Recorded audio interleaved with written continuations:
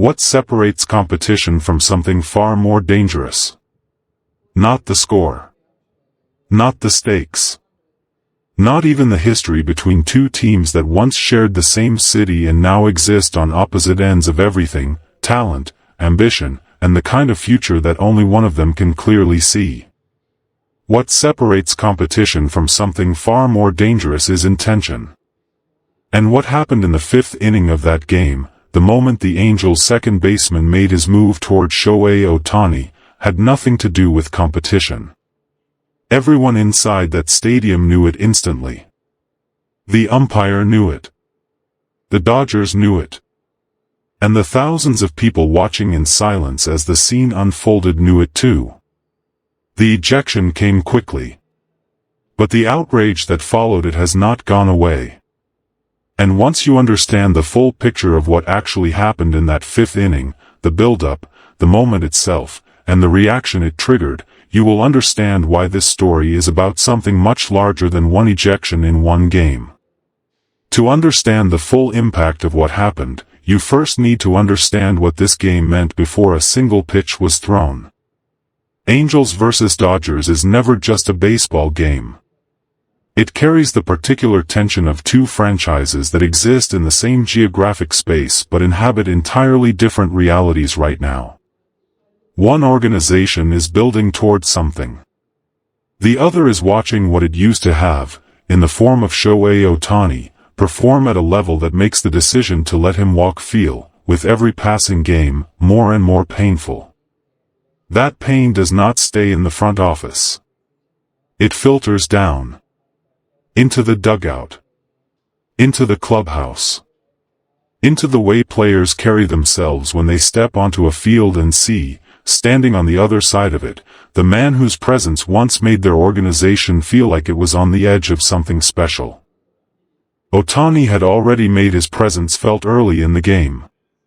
His preparation was visible in the way it always is, not through showmanship or performance, but through the quiet, unmistakable efficiency of someone who has done the work and arrived ready. Every at-bat carried the weight of that preparation. Every movement on the field reflected it. By the time the fifth inning arrived, the tension inside that stadium had been building for 4 full innings. And then, in a single moment, it stopped building and became something else entirely. The key here is the sequence. Because the cheap shot did not exist in isolation. It was the product of everything that had accumulated before it, and understanding that sequence is the only way to understand why the reaction to it was as powerful as it was. Ohtani was moving through the inning with the focused composure that defines him in competitive situations. Nothing about his body language suggested awareness of what was coming. Why would it? This was a baseball game. Whatever tensions existed between these two franchises, whatever complicated feelings surrounded his departure from Anaheim, the field itself was supposed to be governed by the rules and standards of professional competition. The Angels' second baseman had other ideas.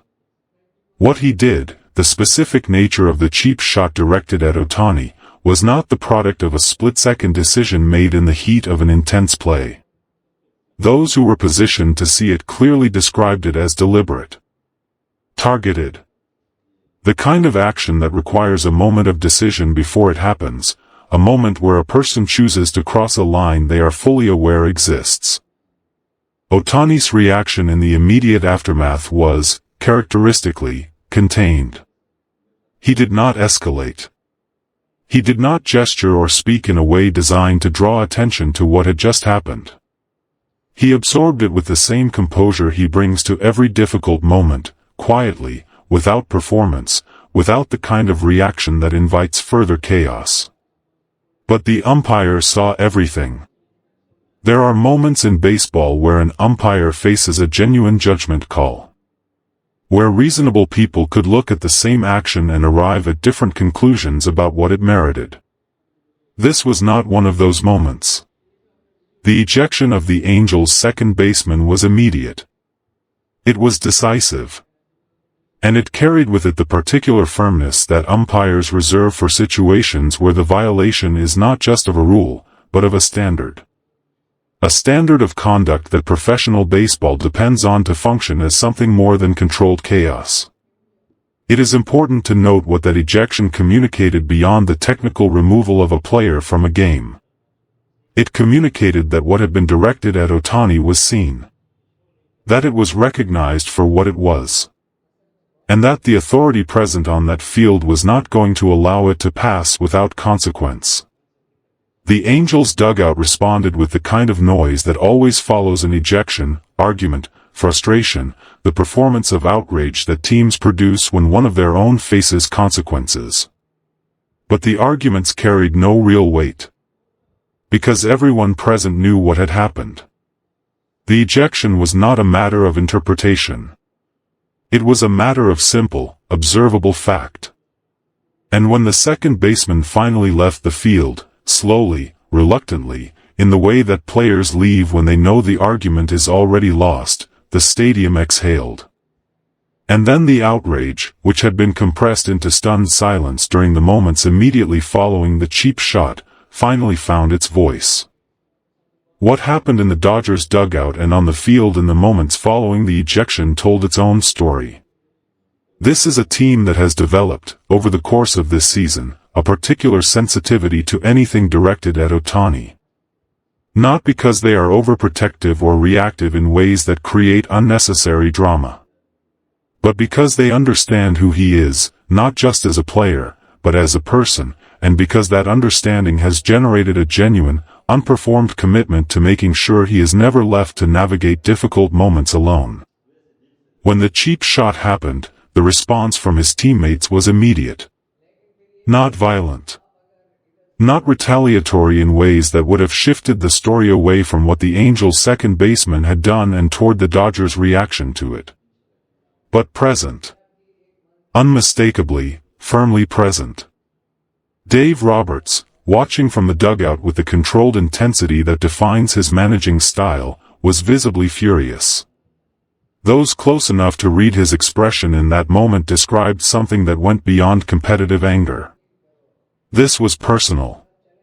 This was a manager who has invested genuinely in the well-being of his player, not just his performance, watching someone make a deliberate choice to treat that player as a target. Roberts made his feelings known through the appropriate channels. Firmly. Clearly. Without the kind of public spectacle that would have distracted from the real issue. But no one who witnessed his reaction in those moments had any doubt about where he stood or how seriously he was taking what had just occurred.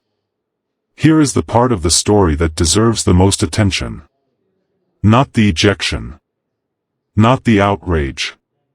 Not the furious manager or the responding teammates. Ohtani's composure in the immediate aftermath of the cheap shot. He did not retaliate. He did not seek sympathy. He did not use the moment to make a statement about himself or his feelings or the complicated history between him and the organization that once employed him. He straightened. He refocused. And when the situation had been handled by the appropriate authorities, when the umpire had made his decision and the ejected player had left the field, Ohtani returned his attention to the game. That response is not accidental. It is not simply a personality trait that Ohtani happened to be born with. It is the product of years of deliberate self-construction. Of choosing, repeatedly and consistently, to invest energy in what can be controlled, preparation, performance, routine, rather than in what cannot. People who have observed Ohtani closely over extended periods of time describe a person whose emotional discipline is as carefully developed as his physical conditioning. Just as he approaches his body as a system to be understood and optimized, he approaches his responses to external events the same way. What serves him? What does not? What is worth his energy, and what is simply noise that has no productive place in the mental space he needs to perform at the level he performs at? A cheap shot from an opponent, even a deliberately targeted, clearly intentional one, falls into the category of noise. Not because it does not matter, but because